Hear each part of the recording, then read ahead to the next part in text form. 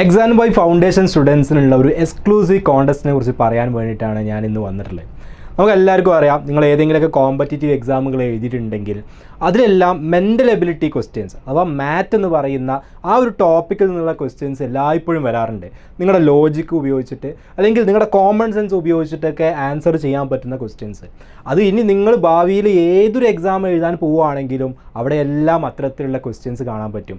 Even ഒരു civil service examination ആയിക്കോട്ടെ, അല്ലെങ്കിൽ PSC SSC പോലുള്ള എക്സാമിനേഷൻസ്, ഇങ്ങനെയുള്ള എക്സാമിനേഷൻസിലെല്ലാം മെൻ്റൽ എബിലിറ്റി റിലേറ്റഡ് ആയിട്ടുള്ള നമ്മുടെ ലോജിക്ക് ഉപയോഗിച്ച് കണ്ടുപിടിക്കേണ്ട ക്വസ്റ്റ്യൻസ് എല്ലായ്പ്പോഴും വരാറുണ്ട് എന്നുള്ളതാണ്. അപ്പോൾ അതുകൊണ്ട് തന്നെ നമ്മുടെ ഫൗണ്ടേഷൻ കോഴ്സിൽ മെൻ്റൽ എബിലിറ്റിയുമായിട്ട് റിലേറ്റ് ചെയ്തിട്ടുള്ള കണ്ടൻറ്റുകൾ, കോഴ്സ് കണ്ടൻറ്റ് ഓൾറെഡി ഉണ്ട്.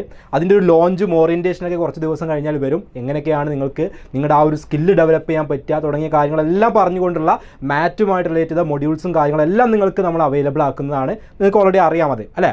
പക്ഷേ അതിനെല്ലാം മുന്നോടിയായിട്ട് നമ്മളൊരു കോൺടെസ്റ്റ് കണ്ടക്ട് ചെയ്യുകയാണ്. എക്സാം വൈ മാറ്റ് മാജിക്.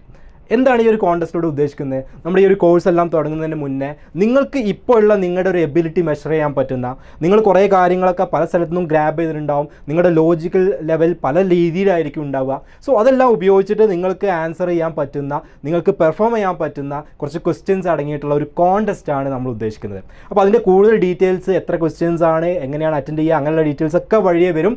May 4th നമ്മൾ ഈ ഒരു കോൺടെസ്റ്റ് നടത്താൻ ഉദ്ദേശിക്കുന്നത്.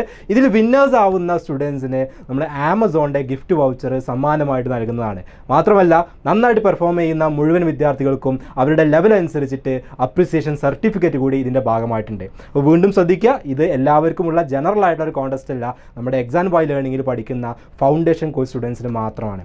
ഇനി ഇതിൽ തന്നെ നമ്മൾ 2 കാറ്റഗറി ആയിട്ടാണ് ചെയ്യാൻ പോകുന്നത്.